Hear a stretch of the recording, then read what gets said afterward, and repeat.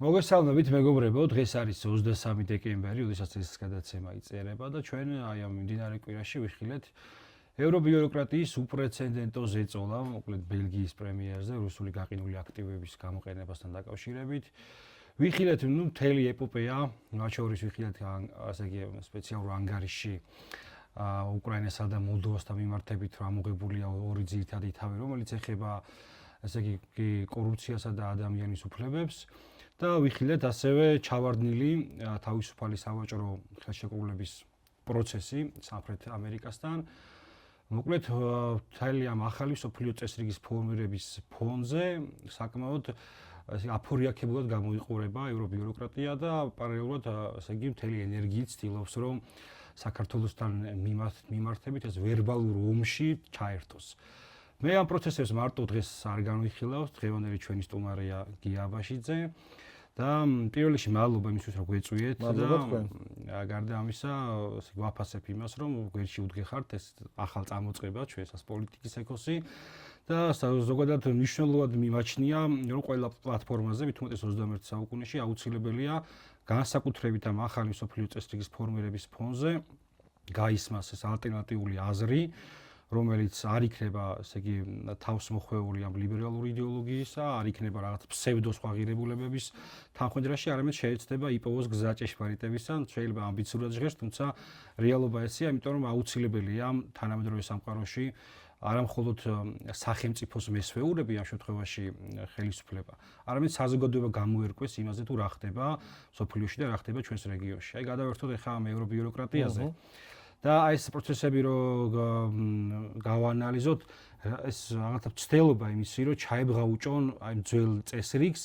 შეიძლება ეს არის რაღაც ცდელობა, იმიტომ რომ თუ გადათელავს ეს თანამედროვე ახალი სამყაროს ფორმირების პროცესი ამ რეალობას, ადვილი წარმოსადგენია, რომ ეს ხალხი ხელისუფლებაში ვეღარ დარჩებიან და ამის ბზარიც არის. თუმცა პარალელურად ხედავთ იმას, რომ რაღაცნაირად ცდილობენ ეს 90 მილიარდი გამოყონ დაეხმარონ უკრაინას და გაახანგრძლივონ რაღაც სიცოცხლის უნარიანი გახადონ ეს ძველი, ასე იგი, წესწყობილება. მიუხედავად ამისა, მე დავინახე ისიც, რომ არ მხოლოდ მე, არამედ დანარჩენმა საზოგადოებამ ცდილობა იმის, რომ გამოჩნდნენ რაღაც დაჯგუფებები ქვეყნების სახით იქნება, არ მხოლოდ ახლა უნგრეთი და სლოვაკეთი, არამედ ბელგია წამოყო თავი. ეს ადამიანი ხა დღეს არ მოსულა ხელისუფლებაში და კი არის მემარჯვენე ასე კონსერვატიული ცენტრისტული პარტიის წარმომადგენელი, თუმცა ამ აქტივებთან დაკავშირებით მაქამდე ყოველ შემთხვევაში ფორ დე ლაიანის ერთად სინქრონში მოქმედებდა და როგორც კი დადგა საკითხი, რომ თან ყველაზე მეტად ასე იგი 60% დაახლოებით რუსული აქტივებისა ბელგიაში იყო, გაუწია წინააღმდეგობა მთელი რიგი ობიექტური მიზეზების გამო რა და ამაზეც დაიწერა იქ რამდენი იმაში, რომ რუსული აქტივები შენახა პრორუსი თვითონ არსებული ხელისუფლებაა და ბრძოლა გრძელდება. გარდა ამისა კიდევ ვიხილეთ ჩვენ ესე იგი Defense One-ში დაიწერა Daily Mail-ზე, რომ ტრამპმა შეთავაზა ევროპას ალტერნატიულ რაღაც კავშირზე, საუბარი იყო ავსტრია, უნგრეთი და იტალია, რაღაცნაირად შექმნილი იყო ალტერნატიული, ესე იგი ევროპული კავშირი. ფაქტია, სოფლიო იცვლება და ფაქტია ვხედავთ იმას, რომ ევრობიუროკრატიას ცდილობს შეინარჩუნოს ერთის მხრივ ხელისუფლება, თუმცა ძალაუფლება და მეორეს მხრივ არის ძალიან დიდი რყევები. თვითონ ქვეყნებში შიგნითაც და ასევე რაღაცა ხა აქამდე მე არ მქონდა ესეთი მოხშირებული კრიტიკა ნანახი ევროპარლამენტარებისა თვითონ გინდა ფორ დე ლაიანზე, გინდა კაია კალასის მიმართ, თუმცა რაც დრო გადის და უახლოვდებით რაღაც კულმინაციას მათ შორის ფრონტის ხაზზე, მათ შორის რაღაცა ამ გეოპოლიტიკურ გადალაგებაში მით უფრო მეტად ხშირია რა ეს ბრალდებები და აი რა ფაზაში არიან ეს ადამიანები და რა მოლოდინი უნდა ვიქონიოთ ამ ევრობიუროკრატიის მიმართ, რამდენად შესწევთ ძალა რომ გადაარჩინონ საკუთარი ძალაუფლება. მადლობა მოწვევისთვის, მივესალმები თქვენს მაყურებელს.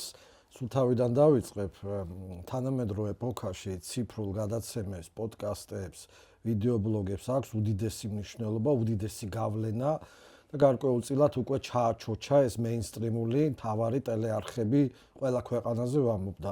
შემთხვევითი არ ყოფილა რომ როგორც კი ტრამპი მოვიდა თეთრ სახლში, თეთრმა სახლმა, მისმა პრესსამსახურმა აკრედიტაციები გასცა ინფლუენსერ გავლენია ცნობილ პოდკასტერებს, რაც მანამდე არ ხდებოდა არც ერთი პრეზიდენტის დროს და ეს საგულისხმოა, იმიტომ რომ თანამედროვე ციფრულ ტექნოლოგიებს თუ არ მიესადაგა პოლიტიკოსი, ცნობილი სახე, თუ შოუ ბიზნეს, თუ ბიზნესმენი, დაკარგულია რა, მარტო ეს ტელე სიუჟეტები არ არის საკმარისი.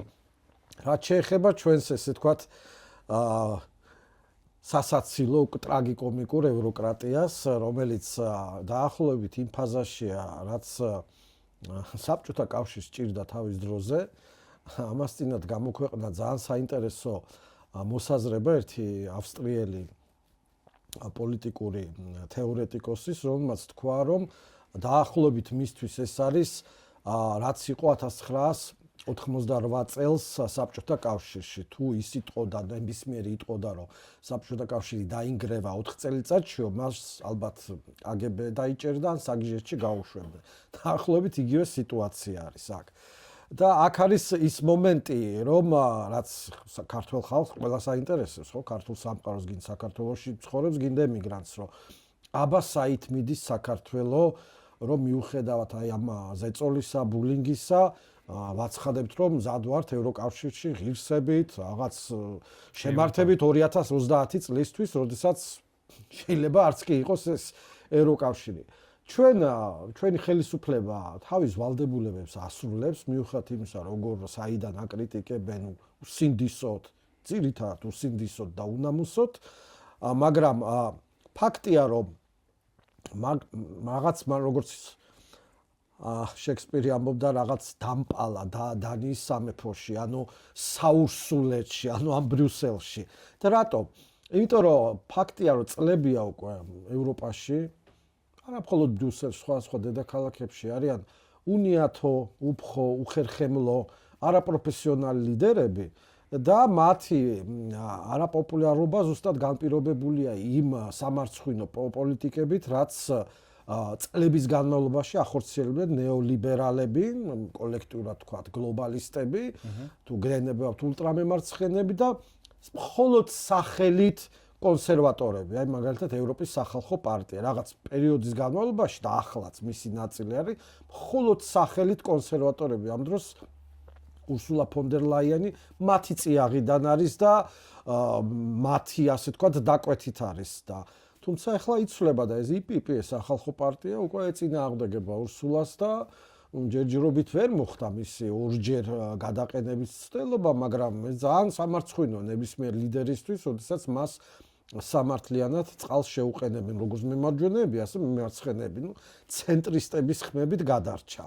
ნუ ეხა კაია კალასზე ლეგენდები დადის და ეხა როდესაც გერმანიის ბუნდესტაგის საგარეო ურთიერთობა და კომიტეტის თავმჯდომარე, არა ის ალბათ სახსენებელი როთი სხვა გვარები, როცა არ მახსოვს, არ ვამბობ, უბრალოდ თანამდებობა მახსოვს, რომ მან გერმანიის საგარეო კომიტეტის თავმჯდომარე ბუნდესტაგში თქვა, რომ ერთ-ერთი სამარცხვინო და არაკომპეტენტური პოლიტიკოსია ამ ევროპულ ინსტიტუტებში. გესმით, გერმანია ამბობს და არა, მაგალითად თქვათ, ურბანის გუნდის წევრი.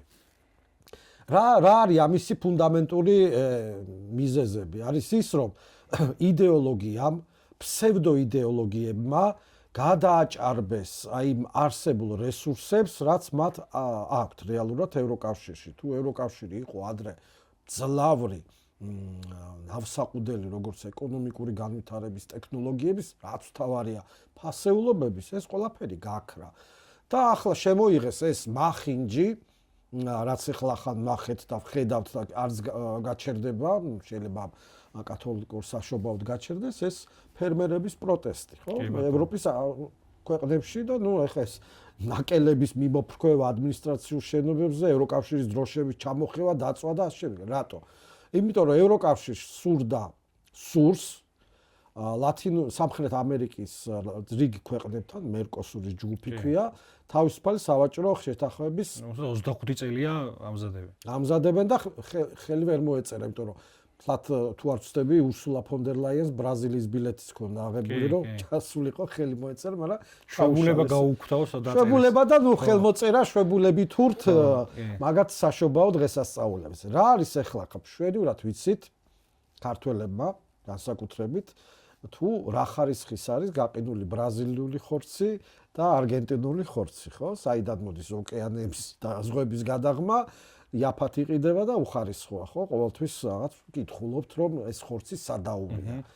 ზუსტად ეს იაფი პროდუქცია, როგორც ხორც პროდუქტები, ასევე სხვათა ბოსტნეული და ასე ამითი არის საშიშროება, რომ წალეკავს ევროპის ბაზრებს. თანაც სამხრეთ ამერიკის ქვეყნებში არ არის ის სტანდარტები და ის რაღაც რეკომენდაციები, რასაც ევროკავშირი უყენებს თავის ფერმერებს. გაგიჟდნენ ამაზე ეს როგორც ფრანგი, ბელგიელი, იტალიელი, რომელი ერთი ქვეყნის ფერმერები და გამოვიდნენ თავის ტრაქტორები, ბრიტანელი მათ შორის, იმიტომ ბრიტანელი არ არის ევროკავშირის წევრი. მათაც ემუქრებათ გაურკვეულწილად ეს იაფი პროდუქციით, ასე ვთქვათ, წყალდიდობა. ამიტომაც იყო ის დაყარეს კარტოფილი, კომბოსტო და ასე შემდეგ. როცა მიხვდნენ, რომ ხალხის პროტესტს ვერ შეაჩერებდნენ, დავაპაუზეთ. თუმცა დაპაუზება არ ნიშნავს, რომ ეს გაჩერდა. უნდა გაუქმდეს სითხოვე. ეხლა გასაგებია სადღესასწაულო დღეებში ცოტა დაიწევს, მაგრამ ისევ იქნება ზეწოლა.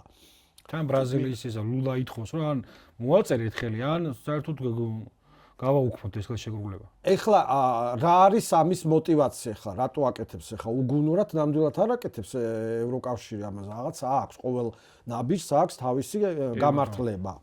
იმ ნაბიჯის გადამდგმელისგან, ხო? ეს არის ის, რომ ახალი ბაზრების ათვისება უნდათ, ევროპული პროდუქცია აღარ არის ისეთი კონკურენტული, როგორც მაგალითად, არა მხოლოდ ჩინური, ასეთი აღმოსავლეთ ნახევარსფეროსი, დედამიწის, ვერ ყიდიან თავიანთ მანქანებს, ევროპულ მანქანებს, იმიტომ რომ ჩინურმა ელექტრონულებმა წალეკა, არც ტარიფების შორის, არც არაფერი, მით უმეტეს უნგრეთი ხელს უწყობს ამ წარმოებას, ვერ ყიდიან თავიანთ სპირტიან სასმელებს, იქიდან ტრამპი რაღაც ეხმალავება ტარიფებით და ასე, ამიტომ ეხლა ბრაზილია და არგენტინა და იქ ურუგვაი, უზარმაზარი ბაზრებია, რომ გაიტანონ სანაცვლოდ იაფი სოფლის მეურნეობის პროდუქცია, რომელიც კატეგორიულად მიუღებელია და სამართლიანიც არის.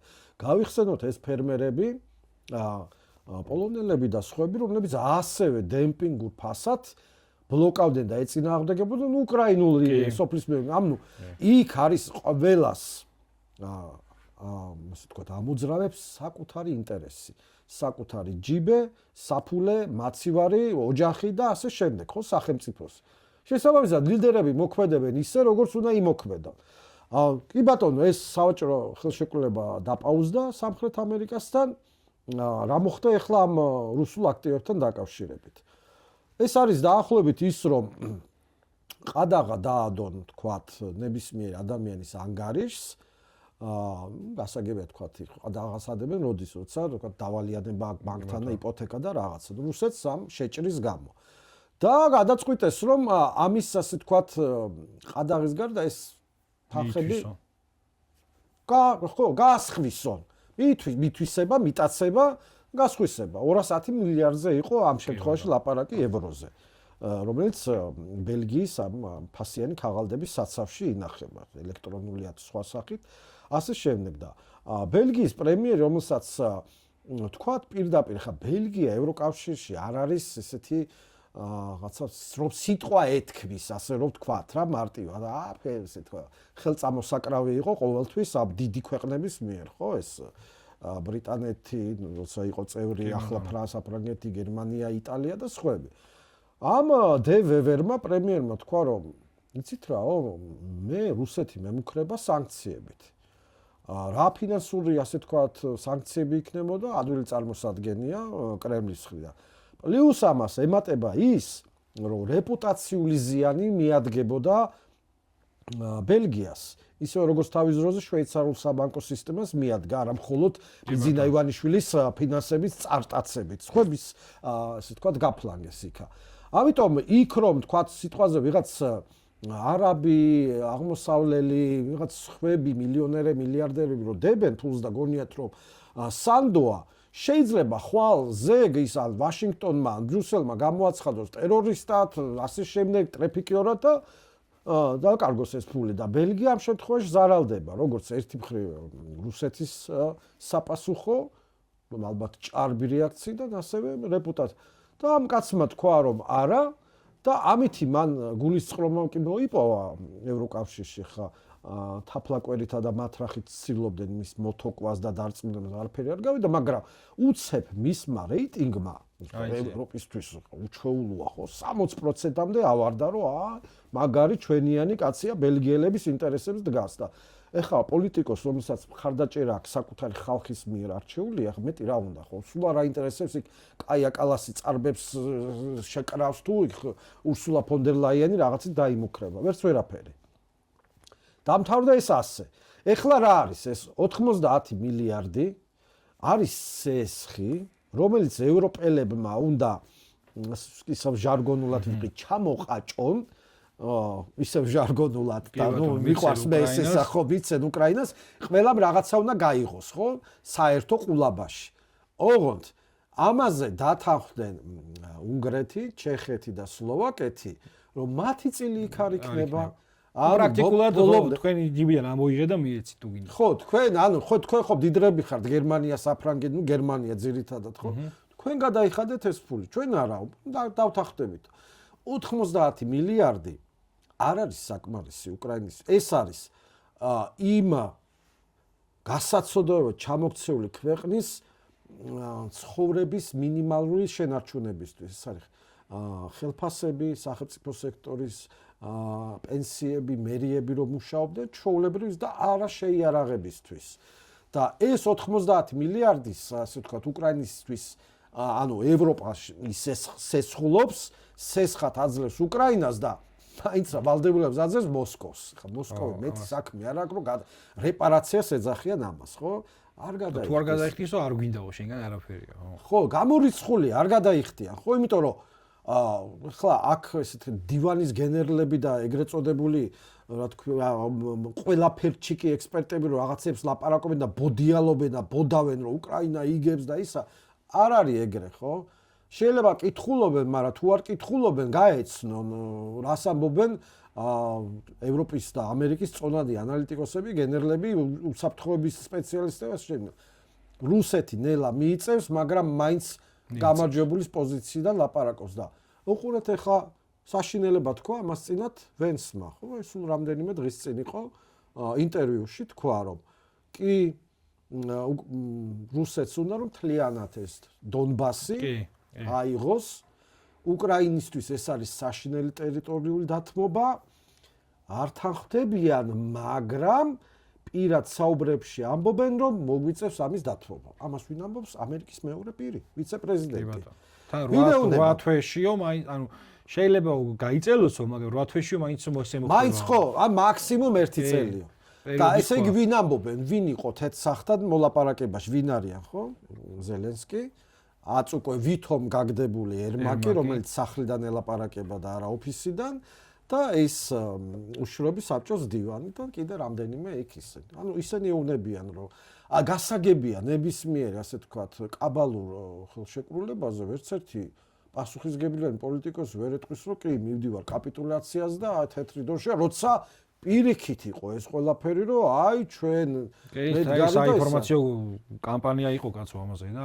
ეხლაც მიმდინარეობდა კუპიასკზე რომ ზელინსკი რო ჩავიდა და გადაიღო და მე იქიდან ბრალდებები რომ ეს ნამდვილი ვიდეო არ არის და მთელი ამ ქმნიან ამ იმიტაციას რომ მაგრამ ან კიდე სხვა ძალიან მნიშვნელოვანი რაღაცა ერთ-ერთი ექსპერტი და არა მხოლოდ ერთ-ერთი ბევრი ამბობს იმას რომ ის რომ რუსეთი ნელა მიიწევს მაგრამ მაინც მიიწევს მარტო ეს არ არის მთავარი თავარი ის არის რომ ის თავდაცვითი ფორტიფიკაციები რაც ეხლა განლაგებულია ფრონტის ხაზზე სულ ზღაფავს და ამის შემდგომ აი დაახლოებით მეორე მსოფლიო ომის პარალელია ხო რაღაცა ხაზთან გაიწელა ბრძოლა და მე უკვე მარშით მოხდება შესვლა ოკუპანტების და ეს პროცესი ხა 90 მილიარდი ამაზე ამდენად ეყოფა, მინდოდეთ თქვენ თქვით რომ ეს მარტო შეერაღება კი არის ადმინისტრაციული ხარჯია. რეალობაში სამოქალაქო ხარჯებია. პლუს ამას ის კორუფციული სკანდალი, რაც იქ არის ოქროს ტუალეტებით ცნობილი, გამქრალა, ის გადალაგდა თუ გადმოლაგდა, ის ამის ფონიც არსებობს რა. და ეს ფორტიფიკაციების ჩამონგრევის პროცესი რამდენი ხნიანი იქნება, ну, რამდენი დარჩა დრო, ეს კიდე კაც შულმა არ იცის რა. ხომ, ამან ყველაფერს უკვე ძალიან საინტერესოდ დაემთხვა ის, რომ რადაში უკრაინის პარლამენტში შეიქმნა კომისია, მრავალპარტიული, რომელმაც უნდა უზრუნველყოს ომიანობის პირობებში უკრაინაში არჩევნების უსაფრთხო ჭალებში ჩატარება. რომელ უკრაინაში, ხო? სადაც ტყუების ზუზუნი და ისეთი შაჰიდი დრონების ისენია, რა ქვია, მიმოფრენა, როგორ უნდა ჩატარდეს და თავარი შეკითხვა აქვს. ვინ იქნება დამკვირვებელი, რომ დემოკრატიულად ჩატარდება? ვინ ჩავა ახლა? ვის აქვს 10 თავი? ახლა თან დამკვირვებლები ვინ არიან? ხო, წევრი ქვეყნებიდან, EU-თო ODIHR-ი, ანუ ევროკავშირის, დიდი ევროპის, არა მხოლოდ ევროკავშირის წევრი ქვეყნების პოლიტიკოსები თუ პოლიტიკური აქტორები. ვინ ჩავა იქ? და კანდიდატი ვინ არის? ჩაფხუტებითი არ უნდა ჯავშან ჟილეტებით? ოპოზიციური კანდიდატი ვინ არის? გამოჩნდება ვიღაც. დიდი ალბათობით, გამოაჩენენ, დიდი ალბათობით, რომელიც ახლა მხოლოდ მარტო პატრიოტული იმეთი მესიჯებით სოცქსელს შემოიფარგლება, ეს არის ის ცნობილი გენერალი, რომელიც ზელენსკიმ ინგლისში გაუშვა ელჩად და ეს არიან კიდე სხვებიც, ნუ ახლა პოროშენკო და ტიმოშენკო ეს უკვე ესეთი როგორც აი აქ ახლა დაახლოებით ჭიჭე ვაშაძე და ესენი ანი წითლიძე და ესეთები არიან. იქ უბრალოდ ხმამაღლა ლაპარაკობენ, მაგრამ იქ არ არის, მაგრამ არ ვიცი, შეიძლება აზოვის ყოფილი სარდალი გააჩნია. ანუ რასაც გადაწყვეტენ ეს გლობალური ომის პარტიის შემთხვევაში რეალური არჩევნები არ იქნება, ამაზეა საუბარი. ფარსი იქნება, რა თქმა უნდა. ერთი რომ ომიანობის პერიოდში და სრულ ტერიტორიაზე ვერ ჩატარდება, მეორე ვინ დააკვირდება და ვინ შეაფასებს ამას და მივედით იმ პუნქტამდე, რაც თქვენ აღნიშნეთ. ანუ ის ანგარიში, როდესაც ადამიანის უფლებები და კორუფცია არ დაიწერა არც უკრაინაზე, არც მოლდოვაზე. ზუსტად იგივე იქნება ესეთი თავხედური, ცინიკური, რომ ეს იყო ტრიუმფი დემოკრატიის და ასე და ტაში. მოლდოვაში როგორც ჩაატარეს, რომ ბოლო წუთზე რომ მიუტანეს ხმები. და მე იკითხოს ზელენსკიმ და მისმა, ასე თქვათ, ვიწრო წრემ, რომ ვინ მისცემს მათ თავშესაფარს, იმიტომ რომ უკრაინელები ასე ადვილად არ გაუშვებენ დაუსჯელად ზელენსკის და მის, ასე თქვათ, სახელმწიფო მაროდიორებს. ხო, ანუ უკრაინელი საცოდავი ხალხი, რომელიც მაგრა იბრძვიან, ძალიან მაგარი მედგრობა აჩვენეს ამ კაცებმა და ქალებმა, რომ ფრონტის ხაზზე არიან, იარაღი არა აქვთ, ზოგი სანადირო თოფით არის და უყურეთ, იარაღის ნაკლებობა თავიდან ხო არ აწლებდა შეიარაღეს ის ნაწილ-ნაწილ სისულელეებით, მერე მისცეს და აი ამ დახმარებებს მიტაცება, აი ამ სახელმწიფო მორედურების ხვიან, რამდენი დაიჭირეს და კიდე 100 იმდენი დასაჭერია კიდე და ის ზელენსკის თავარი მოკავშირე მეგობარი, ვინც არის მის ესეთი ხამური, უნახაური რაღაცა ვიწრო მაშინ საპირფარეშოში ოქროს უნიტაზი.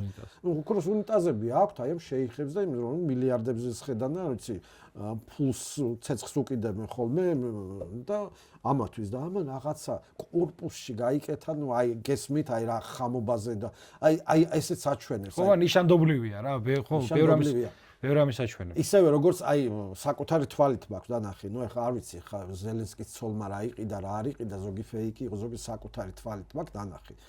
ჩავიდნენ შვეიცარიაში, მთის კურორტზე რაღაცა იქაც მოლაპარაკება ყოფილიყო. შვეიცარია, ხო? დაახლოებით გუდაური, ბაკურიანი, ხო?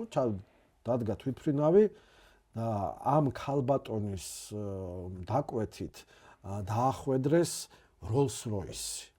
ანუ Rolls-Royce რა უნდა გუდაურში, რომ გუდაურში, ზამთარში არის ჯიპები, ხო? კარგი ჯიპები. Rolls-Royce, ნუ აი გესმით, აი მესჩანობა და ოკუპანტის ენაზე დიშოვკობა რა. აი ესენი არიან, მაგრამ აი უკრაინელები ამათ გასცემენ პასუხს.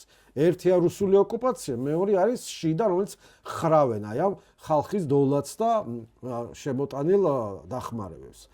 ეს დამთავრდება. კაი, არჩევნები ის ხა იქ რო დემოკრატიული ძალა და არამართული ვერ გაიმარჯვებს, ახლა როგორც 2x2 4-ია, ხო, დაახლოებით არა. თან ამ პროცესში, თან ამ ომიანობის პროცესში. აქ ახლა შეთანხმდე ხო, აბა შევხედოთ რუსეთი, როდესმე ასრულებს რაღაც თავის ნაკის ვალდებულებებს კონფლიქტებთან დაკავშირებით. არა, საქართველოს შევხედოთ. შესრულდა ის სარკოზის 2008 წლის აგვისტოსის პუნქტები არ შესრულდა. გავიდნენ პერევიდან არ გასულა. ნუ უბრალოდ არ ამწვავეს ეს ხელისუფლება და ნუ როგორც გაამწვავა მე რა მოხდება, ხო? უარესი მოხდება. უშვებენ ევროპელ დამკვირვებლებს სეპარატისტულ რეგიონებში, ცხინვალსა და აფხაზეთში არ უშვებენ. არ სრულდება. ასევე იქნება უკრაინაში მასშტაბი დიდია. უკან არ წავალ, თან ყველას როგორ დაავიწყდა ყირიმი, ანუ მიტაცებული, ანექსირებულია რუსეთის კრემლნაში, ხო, მაგათი ის არის ფრაზა არის. ამიტომ ეს ყველაფერი მივდივარ ზუსტად იქად. მოგცემს ახალ წესრიგს სოფლიოში. ჩვენ სად რაღაც ხალხო პროლოგი გვაქვს ამისი და შევდივართ იქ, რომელიც მართლა არ ვიცით როგორ იქნება, მაგრამ ამისი კონტურები უკვე ჩანს. საიდან ჩანს? ერთ-ერთი მთავარი დოკუმენტიდან, რომელიც არის ტრამპის უსაფრთხოების სტრატეგია. კი ბატონო. აი ესე. დაადეკლარირა ფაქტობრივად ის რაც აქამდე საუბარი იყო, თქვა რომ ახალი მსოფლიო წესრიგის შენებლობა მიმდინარეობს და მე მაქვს მკვეთრად გამოხატული სხვა ინტერესები. აი ხა აი ევროპაში სადაც მეხუთეა რიგითობით ევროპა. კი და თან ჩვენ არა ვართ ნახსენები. ჩვენ არც ჩვენ კი არა. და კარგია ეს დაგვანებოთ. ერთ-ერთი რაცაა ნახსენები, ახლო აღმოსავლეთიდან. კავკასი არ არის ნახსენები. ახლო აღმოსავლეთში რაღაცნაირად შეგვიძლია ჩვენი რეგიონის ფართო რეგიონის რაღაც პერიფერიაში, რომ ინტერესები აღარ აქვს. ძალიან კარგი, დაგვანებოთ თავი, კი. ძალიან იშანობლივი იყო ის ესე იგი ბელგიის ეს დემარშის უკან ეგ სხვადასხვა რაღაცების ითქვა, დაიწერო მაგალითად თუ რუსეთი დაიწყებს სამართლებრივ ბრძოლას, შემდეგ უკვე ბანკს მოუწევს უჩილოს თავის სახელმწიფოს რომელე დააბრუნოს და ხე, მაგრამ ეს ყველაფერი ხა ეს ყველაფერი მოხდებოდა თუ იქნებოდა მტკიცე ესე იგი ატმოსფერო იმისა და მტკიცე არგუმენტები რომ რუსეთი ამ ომში მარცხდება. ანუ რეალობა ხო ეგ არის. გამარჯვებულს ხო არ ასამართლებენ. ჩვენ გამარჯვებულების მხრიდან ბევრი დარღვევები გვინახია, თუნდაც საერთაშორისო სამართლის. ნუ სანდოობა ბანკის ესენი გასაგებია, ისინი ლოგიკური არგუმენტებია მსჯელობისა, თუმცა მთავარი არგუმენტი რა არის, რომ ბელგიამ დაიწყო შეუერთდა იმ დემარშის ქვეყნებს, ვინც ამბობენ რომ ამ ომში ვერ მოიგებთ. დამთავრებული ამბავია. შესაბამისად, ალბათ ეს მთავარი გაღიზიანებაც ეს იყო რა, ამათი მხრიდან, იმიტომ რომ ზუსტად იციან ევრობიუროკრატებმა, მათ შორის მე ევრობიუროკრატების მიღმა კიდე გულისხმობ ხოლმე ბრიტანელებს თავიანთი ამ ქსელური დაზვერვებისთან და ამ ქსელური იმპერიით. Deep State-ის აკვანია ბრიტანეთი, ხო? ლონდონს, მათ მიღმა ლონდონიდან, კი ბატონო, ამას გულისხმობ. ამათმა კარგად იციან რომ ეს დემარშები თუ არ მოითოკა კიდევ უფრო დაჩქარდება აი ამ ძველი რაღაცა უკვე ძირ გამომპალი იმპერიის, ანუ რომის იმპერიის ძველი პერიოდი, იგივე საბჭოთა კავშირის. ყველაფერი SSRK იყო გახდა DST, ხო? ყველაფერი ერთმანეთს გავს რა. და თან რაც თავარია უკრაინის ფრონტი მხოლოდ ის არ არის რა, უკრაინისა და რუსეთის დაპირისპირება, ან მხოლოდ დასავლეთისა და რუსეთის დაპირისპირება ახალი მსოფლიო წესრიგის. ეს არის ერთ-ერთი, ანუ როგორ თქვა, საშუალება იმისა, ამათთვის, ამ ძველი გინდა Deep State-ის და გინდა ჩრდილოვანი ელიტის გადაიჩინონ, შეინარჩუნონ სახე, გადაიჩინონ თავიანთი ძალაუფლება და ანუ ამათმა ზუსტად იციან ის რომ როდესაც მოხდება რაღაც ლოგიკური დასასრული უკრაინის ფრონტისა, წალეკავს დეკონსტრუქციის მთელი ეს პროცესი მთელს ევროპას და ევროკავშირს და არავინ ეს ხალხი, ვინც დღეს გვესაუბრებია რაღაცა პედესტალებიდან აღარ დარჩება პოლიტიკურ თანამდებობაზე და ნუ ზოგ შეიძლება კიდე სხვა სამართლებრივი პასუხისმგებლობის საკითხის დადგეს. და ეს იგრძნობა თან ყოველ წელს. აი საუბრით დააწყიში თქვი რომ მომრავლდა კრიტიკა ევროპარლამენტში და 18 დეკემბერს იყო თუ სწორად მახსოვს, როდესაც პოლონეთს, ესე იგი ევროპის მასაჯულების სასამართლომ გადაუწყვიტა, რომ შენ სუვერენულ საკონსტიტუციო სასამართლოზე მაღლა დგას ჩემი. ანუ რეალობაში ეს ფაქტი თუნდაც აი იგივე ზუსტად იგივეა ის მოლდოვის და უკრაინის მაგალითი რომ ორი რაღაცა ამოიღეს თავი ამოიღეს ორი მთავარი თავი რაზეც უნდა შეაფასო გაფართოების ანგარიზე მაქვს საუბარი ხო და აი ეს ბრძოლა რო იცი რა ცნობილი ამერიკული გამოთქმა რო არის შეიძლება ძაღლია მაგრამ ჩემი ძაღლია რა შეიძლება ცუდია მაგრამ ჩემიანია ამის ესე იგი ჩვენება უკვე ისე რომ აღარაფერს აღარ ერიდებია და პირდაპირ ისი ცდელობა იმისი რომ თუ ასრულებ ჩვენ დაკვეთას მაშინ ჩემიანი ხარ და თუ არ ასრულებ რომც ჩამორჩენილი ხარ გადახვეული ხარ ხო თუ არ ასრულებ შეხარ პრორუსი რა მე უბრალოდ ვერ ხვდები იმას გასაგებია ხა ძალაუფლების რაღაცა შენარჩუნების რაღაცა ჩაჭიდება ადამიანური მომენტია შეიძლება ახსნა მაგრამ ვერ ხვდები იმას, რომ ადრე თუ გვიან ხო დაინგრევა ეს ყველაფერი. ფაქტია. ვერ ხვდები იმას, რა მოტივი ამოძრავებთ გადარჩენის ინსტრუმენტი ამათი რა უნდა იყოს რა. იმიტომ რომ ფაქტობრივად ხა პოლონეთი არ არის ქვეყანა, ვისაც შეიძლება აი უნგრეთზე კიდე ასნაირად გაიწიენ ორბანზე, მაგრამ ვერაფერი ვერ გააკეთეს, მაგრამ პოლონეთის გადამტერება ამასთან ერთად რომელსაც ტრილიონს მიაღწია ხო მისმა ესე იგი შესაბამისად თან ერთ-ერთი მოკავშირეა გეოპოლიტიკურად ამ შეერთებული შტატების ან ვინც იცავდა რაღაც თავის სამხედრო ინდუსტრიით ასე შემდეგ ერთ-ერთი ძლიერი სახელმწიფო პოლონეთი მათზე გადაკიდება თან თავარი მოკავშირე უნდა ყოფილიყო ხო უკრაინასთან ომში ეს კიდე თვითმკვლელობის ტოლფასია და დარწმუნებული ვარ რავი სანამ ეს გადაცემა შეიძლება გავა ეთერში კიდევ ბევრი რაღაცა მოხდეს რა ყოველ დღე ინგრევა ეს ჯაჭვი და ძალიან ცვალებადია და ჩვენთან მიმართებაში კიდე ალბათ ახლა თავიდან ეცადენ რომ რაღაცნაირად საქვეყნოდ დასჯილად გამოვეცხადებინეთ რომ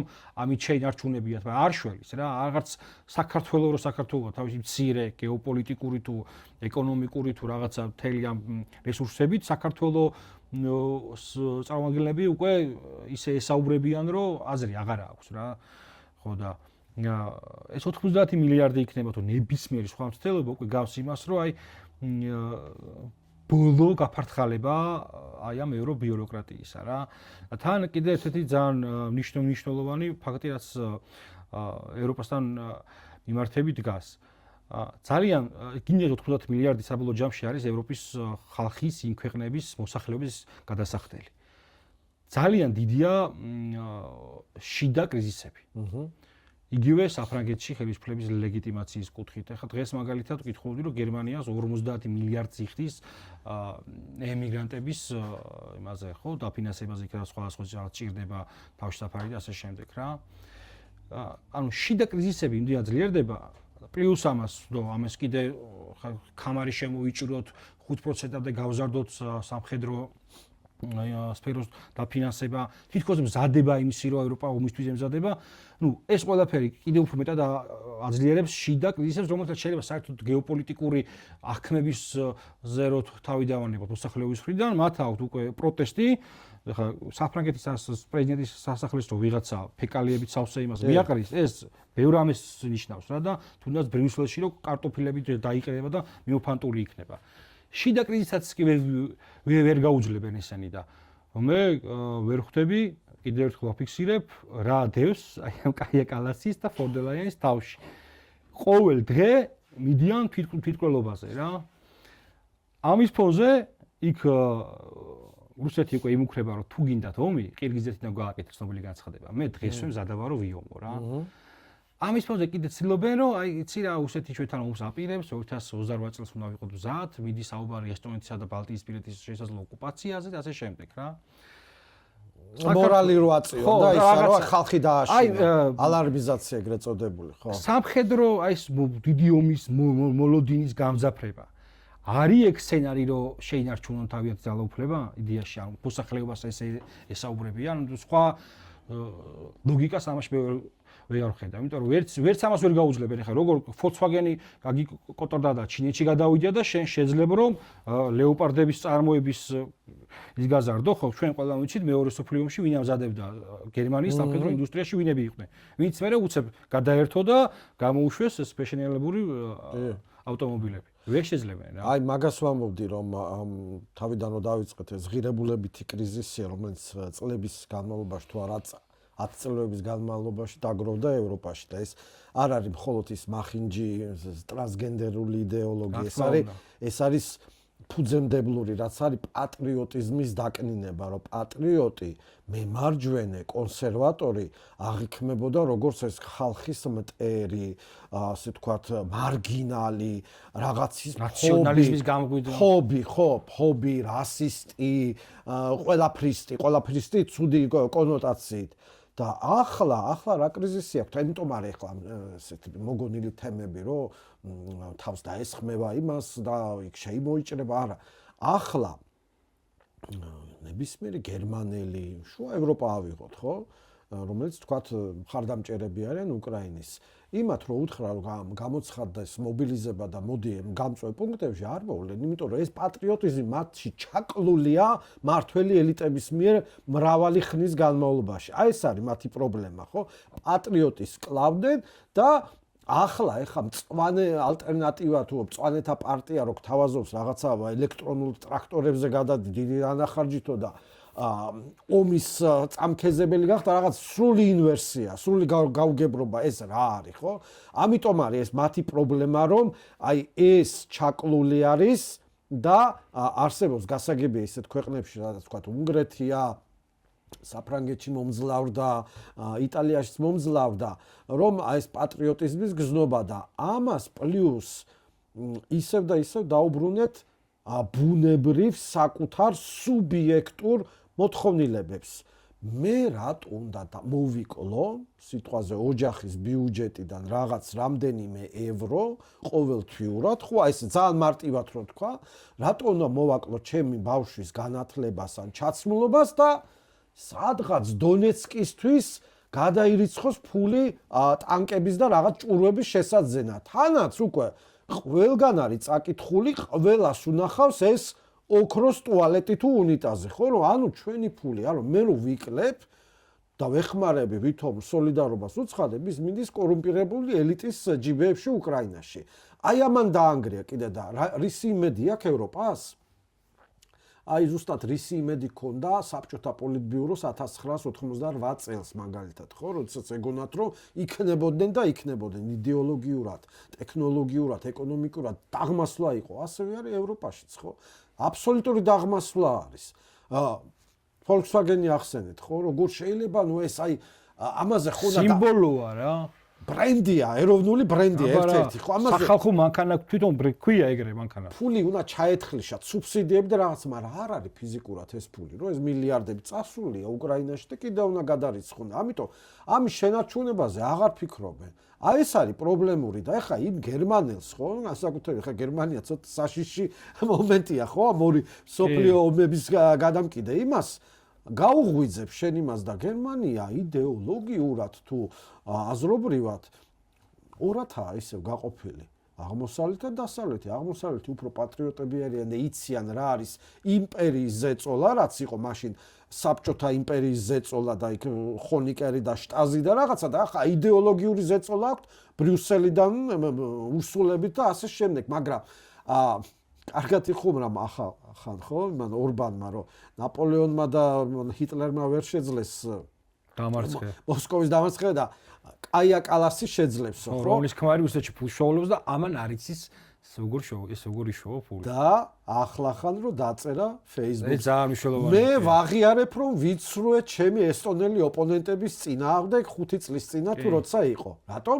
სასამართლომ დაავალა რომ იცრუეო, გამოიჭირეს. და ეხლა უყურეთ, შევხედოთ ეხლა კაია კალას ჩვენზე რომ სიბრიყვეებს ამობდა, ამაც ჩვენ თვითონ ამობდა, არ არის აუცილებელი რომ თავრობამ ვილაპარაკოთ, ჩვენ თვითონ ხო ხედავთ რა არის, ხო? ესე იგი, რამდენ სიცრუეს ატირაჟირებს და აი რა არის მათი პრობლემა აქა, ხო?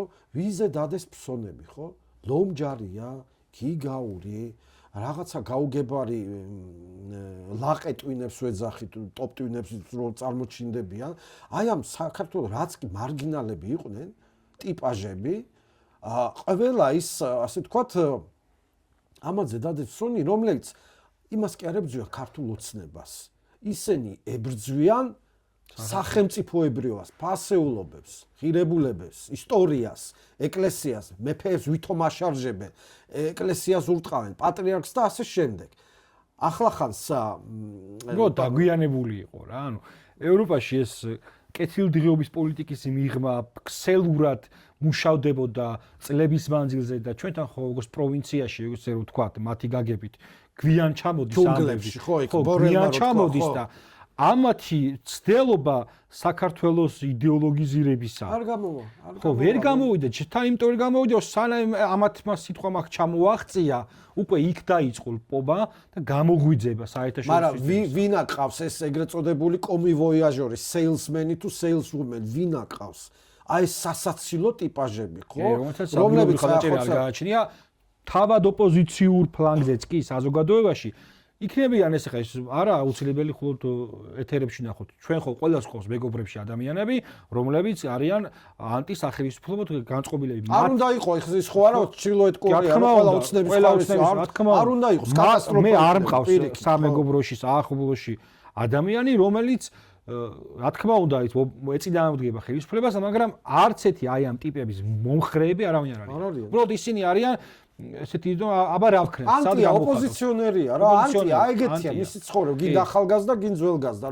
არ მინდა რა, ნუ აღარ მინდა. სექტანტებზე არ მაქვს საუბარი ხა, მიშას იმით რომ დადიან. და არ მინდა ხო, ხო ნორმალური ყველა ადამიანი იტყვის რომ არ მინდა 4 ვადით ზედიზეთ ქართული ოცნება. არ უნდა, მაგრამ რა აქვს ალტერნატივა? ვინ?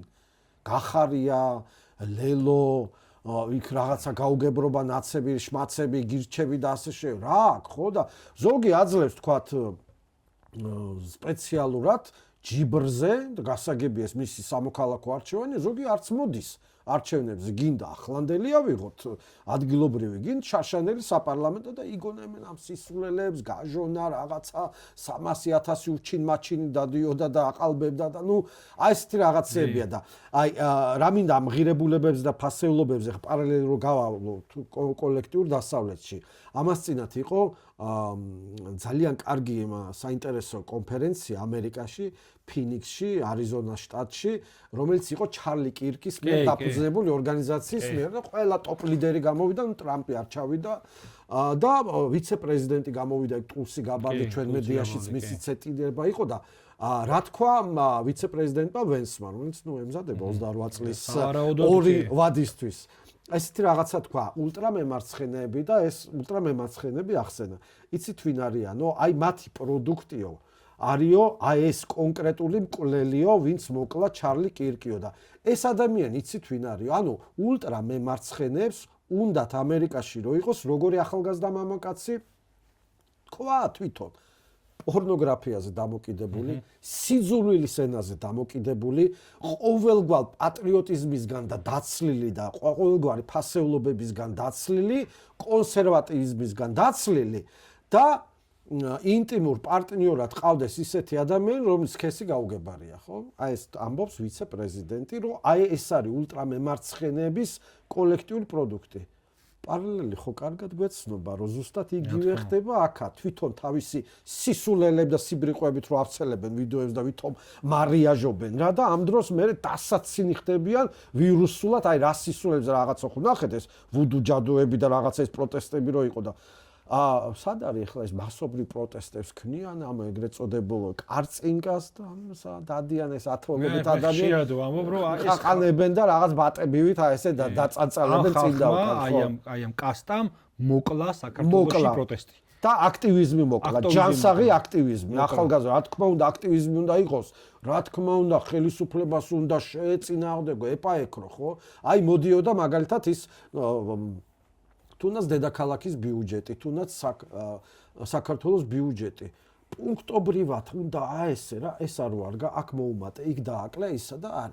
რუსული ხართ დაგანგრევთ, გაგადასახარებთ, აი ეს არ ჭრის და ის ჩვენი უდიდებულესობა საზოგადოების უმრავლესობა ამას ხო უყურებს, აი ამ კრეტინობას ხო უყურებს, ხო? დიდი ხარია, სამწუხარო ეგ არის 365 დამოუკიდებლობიდან დღემდე აი ამაში იხარჯება ჩვენი ენერგია, აბსოლუტურად აი ეს ინტელექტუალური რესურსი. რომ მე მოვალ შენ გაგაქრო რა, ხო?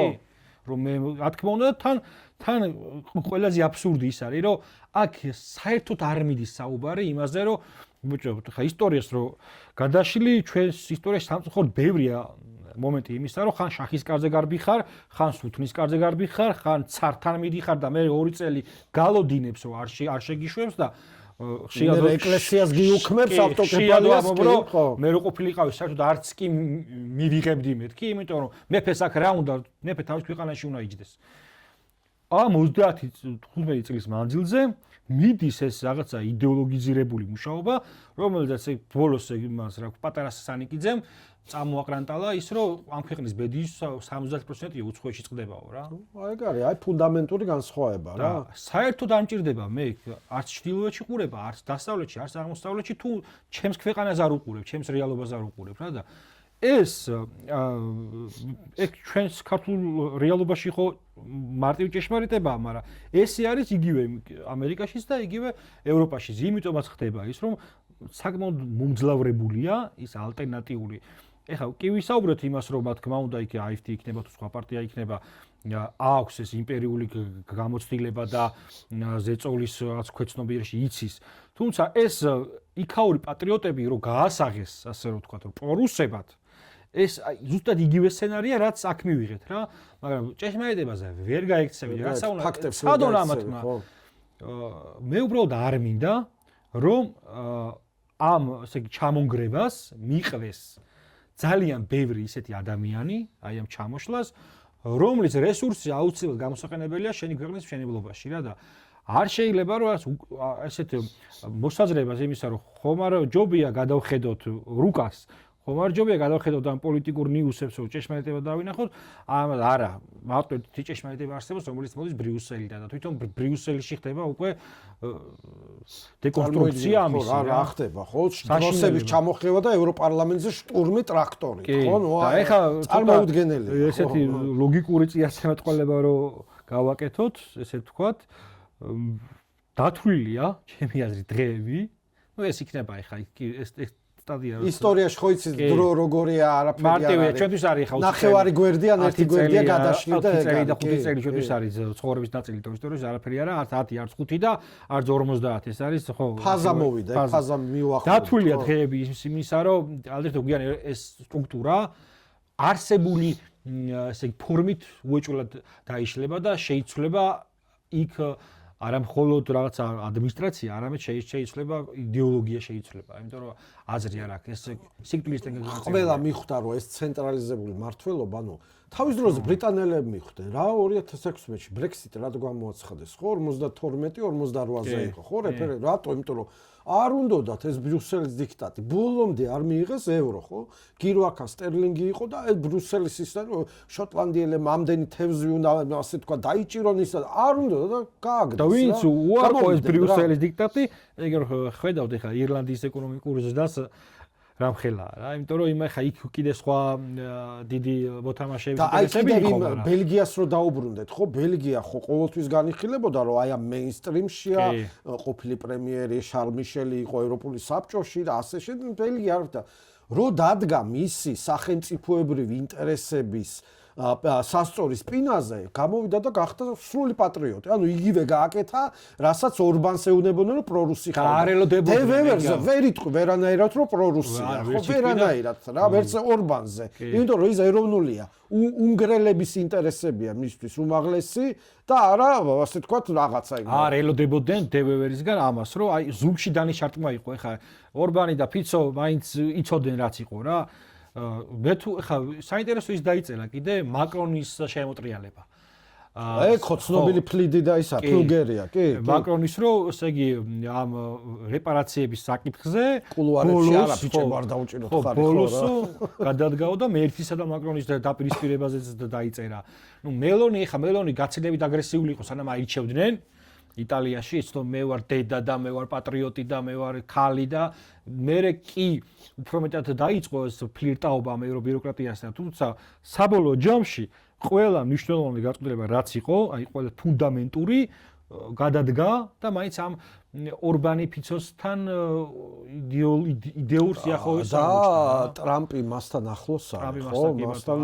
ტრამპი და იაპონიის ახალი პრემიერიც და მოკლედ მელონს სხვა ქსელუის ჩამოყალიბებაში ერთ-ერთი ისეთი განსხვავებით სიტყვაზე მისგან რა ქვია კაია კალასისგან უბია საერთოდ არ ადარდებს მისი ევროპელი კოლეგა საბჭოთა ნომენკლატურის პირდაპირი შთამომავალია სიმ კალასის ხო საბჭოთა ესტონეთის რედაქტორი თუ რაღაცა იყო ხო თუ ამბობთ იმას რომ ყოფილი კაგებეშნიკები არ არსებობენ შესაბამისად შეუძლებელია ოჯახურ წიაღში კი მარტა კოსი ევროკომისარი რატო ამბობენ რომ იყო ყოფილი იუგოსლავიის კაგების აგენტი და ნუ ეს ფეიქ ნიუსია რუსული პროპაგანდა რატომ ასე ამბობენ კონკრეტულად და არა თქვათ კუბილიუსზე, რომელიც დიდი ალბათობით შეიძლება იყო და არა, მაინც მასზე არის, ხო?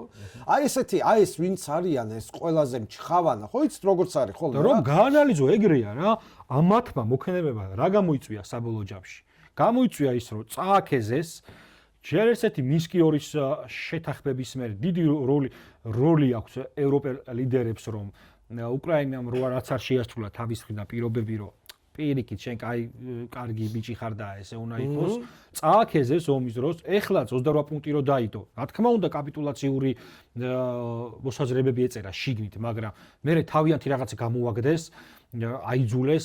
იქ ეხა სპეცოპერაციები რაც დაიგეგმა, გინდა მოსკოვში დრონების სპეცოპერაცია, გინდა შავ ზღვაში, დარწმუნებული ვარ, ბრიტანული ევროპული ხელი ურევია. ბრიტანული ძირითადად, კი ბატონო, რა თქმა უნდა, ევროპას არ აქვს მაგის უნარი ამ ბიუროკრატიას და ისა უკაცრავად ჩაგეჭრები და გააგრძელე და ვიტკოფისა და უშაკოვის საუბრის ჩანაწერი.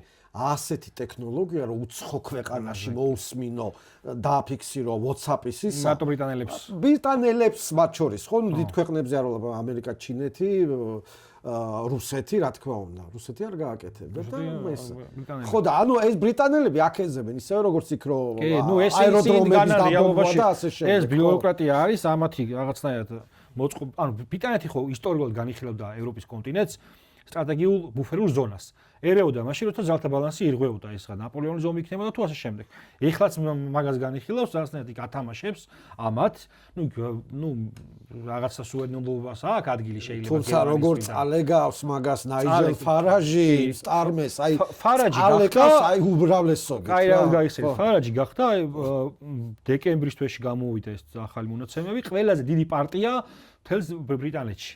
სულ რამდენიმე წელი არსებობს. სულ რამდენიმე წელია, კი. სულ რამდენიმე წელია და პატრიოტულ სიმაშვება, ასე ვთქვათ რა, დღის წესრიგი აქვს სიტყვით. და ყველა ესეთი იმას დაუბრუნდები ბოდიშით, იმას დაუბრუნდები, რომ ანუ ყველა ესეთ აი თუმცა ომის ხარდაჭერ ქვეყნების მიღმა დგანან საზოგადოებაში ჩანან ისეთი პიროვნებები და პარტიები, რომლებიც ყველა მონაცემებით არსებულ ხელისუფლებაზე მეტი მხარდაჭერით სარგებლობენ. ანუ ლეგიტიმაციის ისეთი კრიზისები უდგათ ამათ.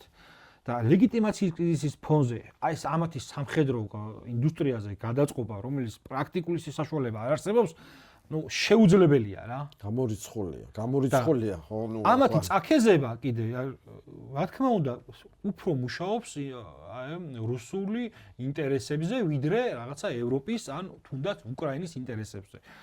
ერთი ნუ შეად ვიძახი ხოლმე ამ ჩვენს ვიდეოებში, რომ ომის გაჩერება ამ წერტილზე უკრაინას კი არ აწყობს, რუსეთს არ აწყობს მეთქი.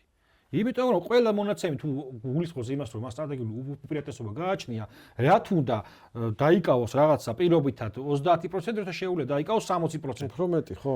შესაბამისად, ეს აქეზების პოლიტიკა ომის გაგრძელებისა და რაღაც გაჭიანურებისა ასხავს წყალს რუსულ წისქვილზე და მე რო ისტორია არ კვიოს, კაია კალასი და ფორდერლაიანი იყვნენ თუ არა დვიზღა ემახსოვრება, ხო? ნუ ვიღაცა ხო კვლევარი გამოჩნდება, იყვნენ თუ არა რუსების აგენტები. მაგრამ აქ კიდე სხვა საშიშროებაა, თქვათ, აი მოეწერა ხელი, სიტყვაზე ვამბობ, ხო, ძალიან პირობითად ვამბობ, თქვათ, რომ აი 1 მარტიდან არაფერი არ იქნება, შეთანხმდებით რაღაცები.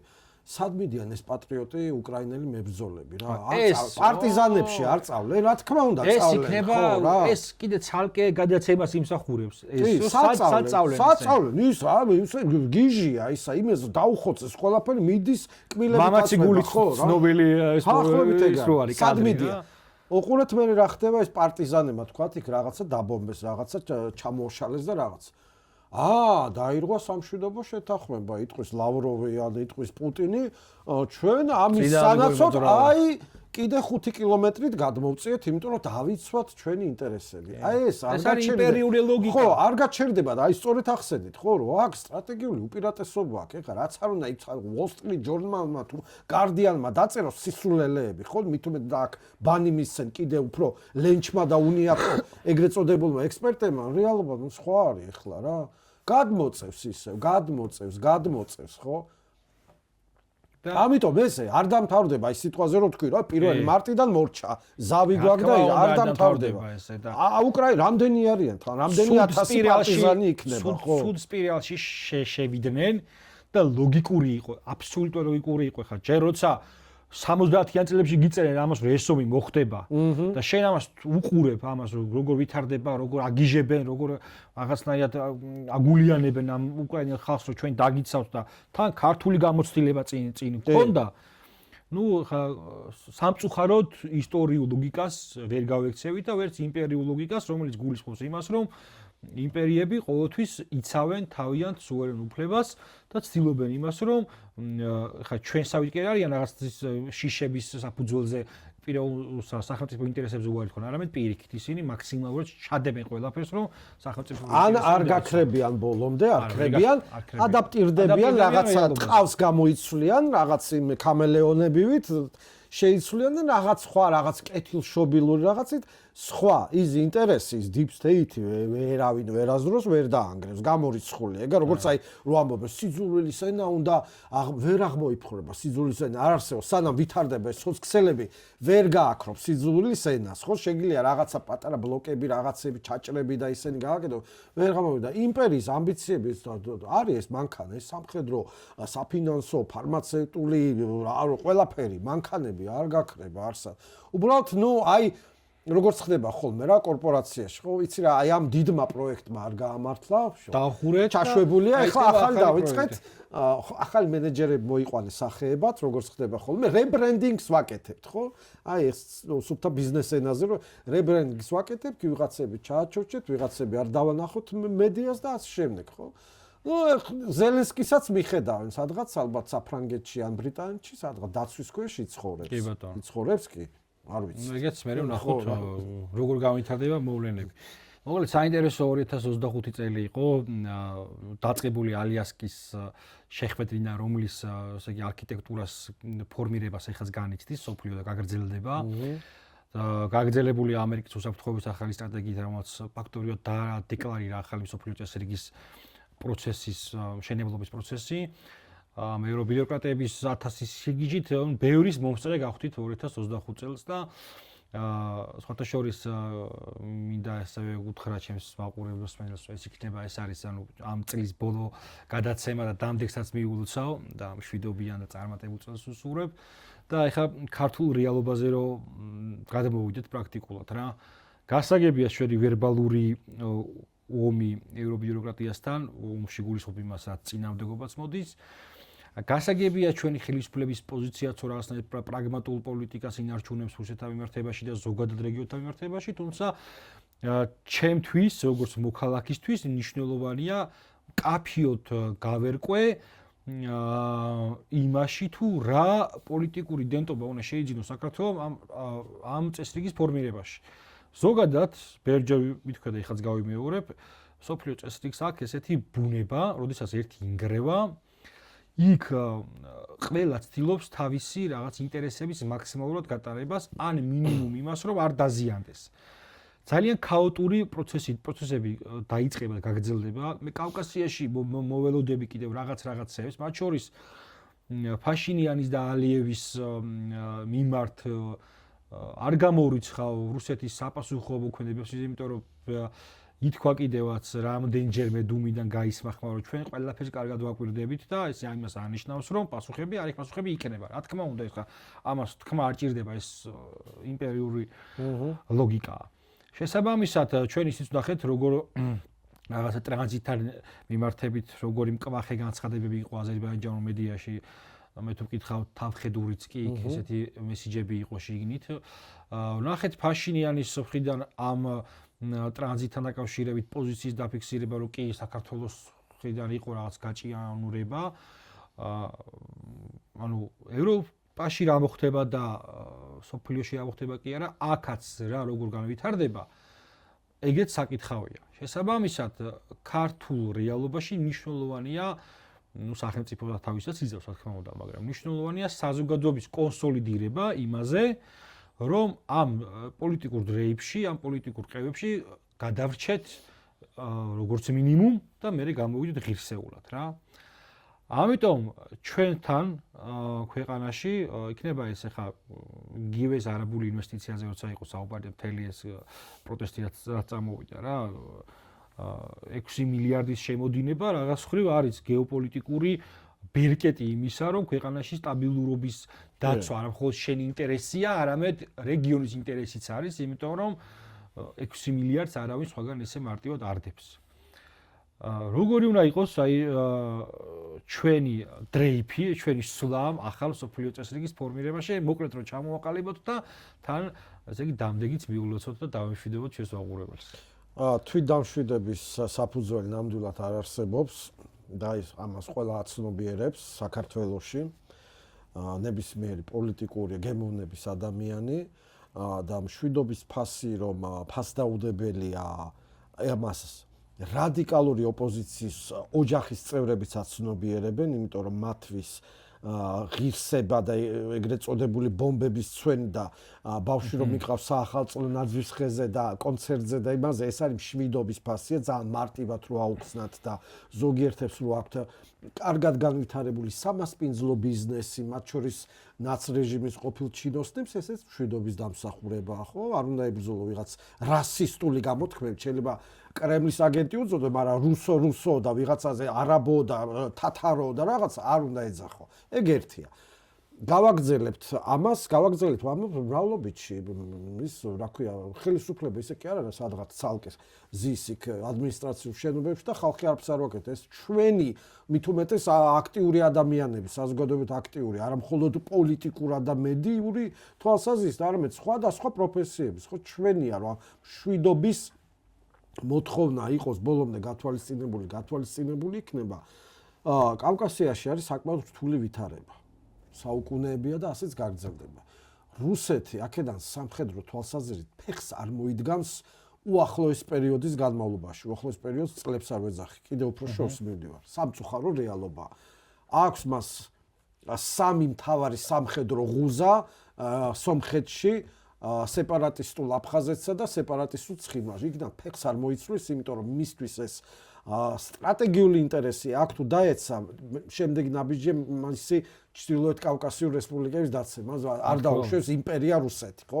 გინ პუტინი იყოს და გინ ამ იმპერიალისტური ელიტის ნებისმიერი ნარიშკინი თუ გნებათ სხვა გვარი, რომლებიც ცირკულირებს რუსულ მედიაში.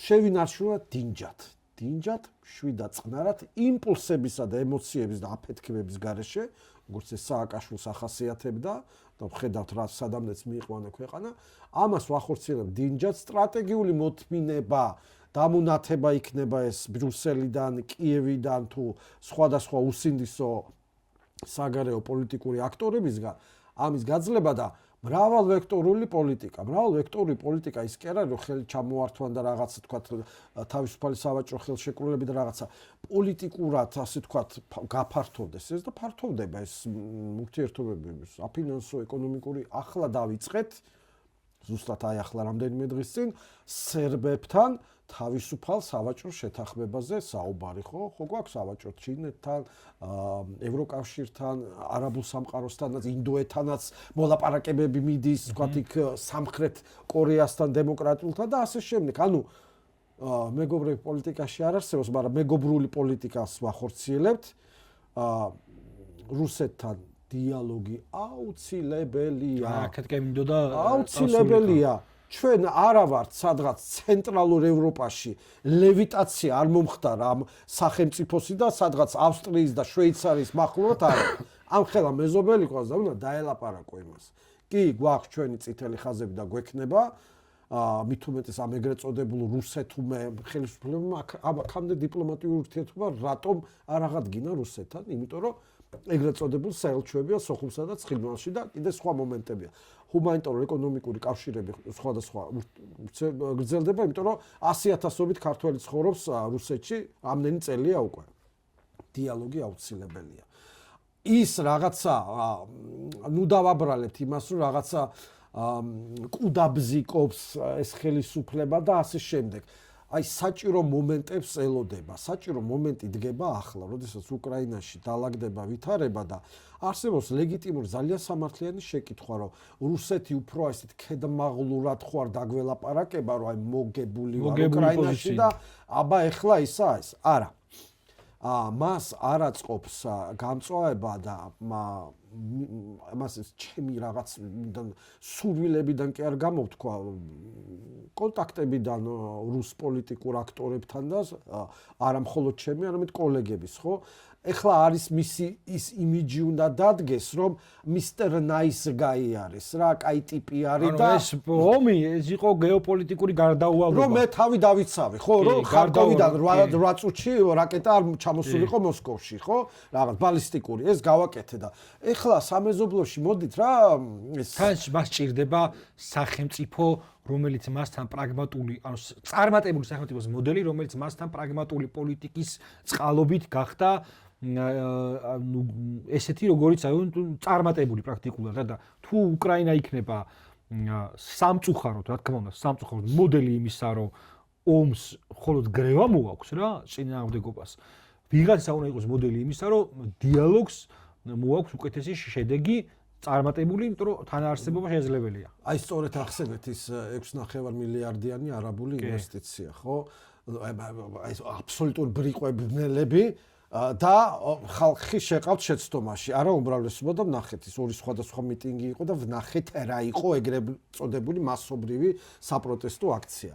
არაბებს ეგ პრობლემა არ აქვს, ხა მეტი საქმე არ აქვს, მდიდარ არაბებს ეხლა არავის ეწყინოს რომ თბილისის გარეუბანში, ან ბათუმის გარეუბანში ოცნებობდეს აქ დასახლებაზე და იმების გაკეთება. ეს იქნება კომერციული პროექტია, კომერციული და უყურეთ, აი რა პარალელი მინდა გავალო 6 მილიარდს რო დებს არაბთა გაერთიანებული საამიროები და ამ ბნელმა ფსევდოპატრიოტებმა ერთმანეთთან ვერ გაარჩიეს საუდის არაბეთის სადარი და არაბთა გაერთიანებული საამიროები სხვადასხვა სახელმწიფო სამეფოებია ვერ გაარჩიეს ხო გავანებოთ ამ ორივესთან აი ამ ორი არაბულ სახელმწიფოსთან მრავალ მილიარდ ტრილიონიან სტრატეგიული ურთიერთობა აქვს ევროპასაც, ამერიკასაც და მაკრონი ეხვეწება საუდის გაერთიანებულ საამიროებს, რომ ინვესტიცია ჩაიტანოს. ჩადევი რა ხო რა რაღაც ატომურ ელექტროსადგურის რაღაც თემაში.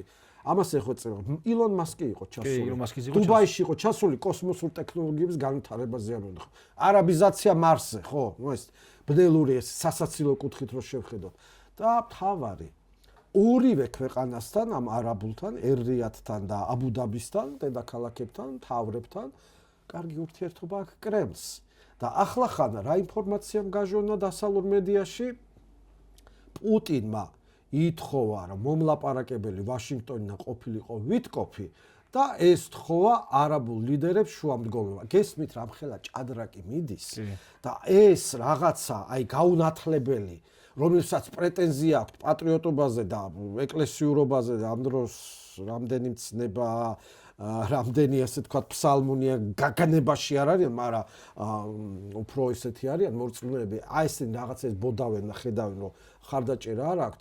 აი ამ გეოპოლიტიკურ წარმოიდგინეთ ტექტონიკურ ძვრებში. მე უყოლს ვარქვევ ამას ტალღები, ზვირთები, ცუნამი და ასე შემდეგ. აი ამ პატარა გემზე ვართ რა. ამ პატარა გემში გიხრიტავენ შიგნით იატაკს, აი ეს აკაცუკები და ფსევდოპატრიოტები მეხუთე კოლონა. ვაწეპებთ, ვაშალაშინებთ, რომ ვიცურავთ რა და ვიცურავთ რატომ შამშვიდობაზე უნდა გავიდეთ. ადრე თუ გვიან ტერიტორიების რაღაცა ფორმით მე არ მინდა ეხა წინსწრები ვიყო, იმიტომ რომ ამის წინასწარმეტყველება შეუძლებელია რაღაცა ფორმით უნდა მოხდეს უფრო ახლო კავშირები სოხუმთან და ცხინვალთან, ხო? რა თქმა უნდა რუსეთის ჩარევით და არა პოლონეთის, საფრანგეთის, მით უმეტეს ამერიკის საერთოდ არ ადარდებს ეს. ეს არის პრაგმატული რეალობა, შეუძლებელია. ჯესეთი ვისგანაც საფრთხეს ელოდები, პიროვნულ დონეზეც კი გამოთქმა კაცო მტერთან უნდა იყო ახლოსო. ხო გამოთქმა არსებობს, ეს ხო საუკუნეების მანძილზე გამოწვრთობილი ჭეშმარიტებაა და შესაბამისად შეუძლებელია, ხო, მასთან საუბრის გარეშე შენ ტერიტორიული მთლიანობის აღდგენა კი არა, შენ რო გადარჩე, ეგ არის შეუძლებელი. თორე ტერიტორიული მთლიანობის აღდგენა კიდე სხვა დამატებითი ვალდებულება ჩვენი შთამომავლობისა და ჩვენი წინაპრების წინაშე.